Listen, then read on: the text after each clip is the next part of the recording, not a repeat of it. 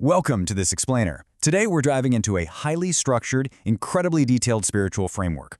We're looking at the concept of the Chanyuan Celestial. Now, it's absolutely crucial to note right up front. All of our source material today comes directly from the founder of Life Chanyuan himself, Xu Feng. We're going to use his 2005 writings as our roadmap through his deeply complex vision for a totally new kind of humanity. To get our heads around this, here's our roadmap. We'll start with Xu Feng's spiritual vision, define what the Chanyuan Celestial actually is, look at some precise demographics and future predictions, explore their core values and mindset, break down their laws and societal relationships, and finally, look at what they call the ultimate homeland. Okay, let's jump right into Section 1, Xu Feng's spiritual vision. Right off the bat, Xu Feng establishes a grand, almost cosmic origin for his followers. According to his writings, these aren't just regular believers who decided to join a movement. No, they are literally born by heaven. He frames them as actual angels coming down from the upper world, essentially acting as nurses for the greatest creator. They're on a holy mission to initiate the Life Chanyuan era. It's a very definitive, top-down spiritual mandate, Moving to Section 2, defining the Chanyuan Celestial. So how do we define one of these celestials? The crucial point here is duality. Xu Feng describes the Chanyuan Celestial as someone whose physical body is stuck here in the mortal world, but whose heart and mind, they reside completely in the celestial being's world. He explicitly points out that they are out of the ordinary. The text says they possess telegnosis and have entered a state of non-form, abnormal thinking.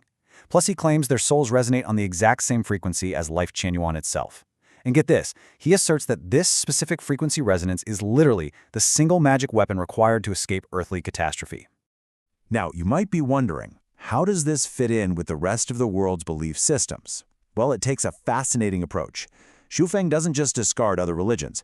Instead, he states that the real, genuine Christians, Buddhists, Muslims, and Taoists, the true followers of figures like Jesus, Sakyamuni, Muhammad, and Lao Tzu, are actually Chanyuan Celestials by definition.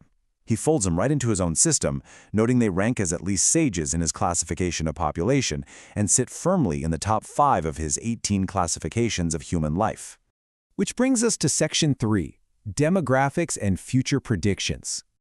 According to his 2005 writings, there aren't just an estimated number of these folks. There are exactly 63 million Chanyuan Celestials currently on the planet.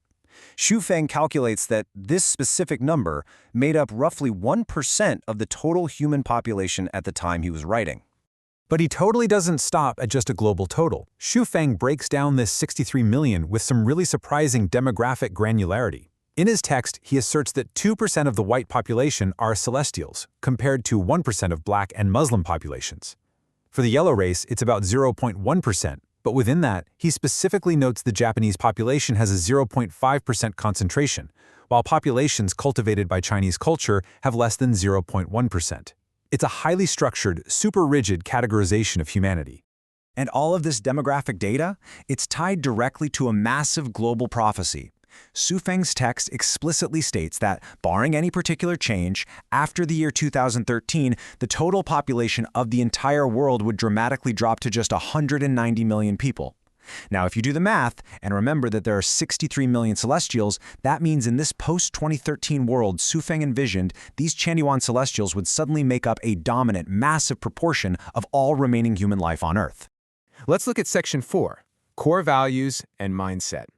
Xu Feng uses some pretty vivid natural metaphors to outline their ideal demeanor. A celestial has to be innocent and pure as crystal, yet stiff and hard as a diamond when necessary. They need to be powerful and flexible as flowing water and adaptable like the twigs of a spring willow. It's this incredibly precise psychological balance, mixing extreme, unyielding resilience with profound purity and adaptability. This mindset actually contrasts sharply with a lot of traditional, ascetic spiritual movements. Xu Feng explicitly rejects the idea of suffering for spiritual gain. His followers are instructed not to pursue tortures or even supernatural, exceptional functions. Instead, the focus is entirely on joy, happiness, and what he calls the sublimation of life. It's really all about the pursuit of a pure, elevated existence. The text also lays out a very strict behavioral code for interacting with the outside world. When facing worldly pressures, danger, or temptation, a celestial is supposed to remain completely calm and unmoved. But If they face willful provocation or unprovoked insults, they're instructed to bravely fight against it. On the flip side, when they're given praise, they have to remain fiercely humble, taking ownership of any mistakes while attributing literally all glory entirely to the greatest creator. All right, Section 5, Laws, Relationships, and Society. Now here's where things get really interesting. Xu Feng makes it exceptionally clear that Chanyuan Celestials are fundamentally unbound by secular human society. While human society relies on constitutions, laws, and public moral norms, the celestial society operates on a totally different wavelength. They are constrained only by the way of the greatest creator.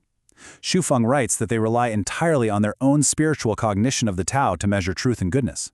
This means that to an ordinary person, a celestial might not fit the traditional mold of a good or bad person. They just operate on a completely different moral axis. To actually achieve this, they have to completely shed traditional worldly identities. According to Xu Feng, in the depth of a celestial soul, there is absolutely no concept of the nuclear family, no nationality, no country, religion, or political party, none of it. Instead, all 63 million celestials belong to one single, global family. They view each other with complete equality and zero discrimination, functioning with what Xu Feng directly translates and describes as communism thought. And just look at how far Xu Feng takes this societal reorganization. He completely strips away traditional family units and replaces them with a universal, designated relationship dynamic. Based on his principle of acting fairly and selflessly across the universe, ignoring race and age entirely, Xu Feng dictates that the relationship between any male and female celestial is inherently a lover relationship. Between two females, it's a sister relationship, and between two males, it's a brother relationship. It is a ground-up reconstruction of human connection. Finally, we arrive at Section 6, the ultimate homeland. Driven by an intense reverence for life, nature, and the greatest creator, Xu Feng writes that a celestial's internal vision is focused purely on ascension. They aren't looking to build worldly empires. The depth of their soul is filled only with scenes of higher realms, what he names the 1,000-year world, the 10,000-year world, and the Elysium world. But before reaching those higher realms, they have a mission right here. Xu Feng defines Life Chanyuan not just as the name of his philosophy, but as the tangible, ultimate homeland for the soul and spirit of the celestial. It's intended to be an earthly land of idyllic beauty. Every Chanyuan Celestial, according to the text, is actively and willingly devoting their intelligence and wisdom to building this specific, orderly, joyful sanctuary right here in the mortal world.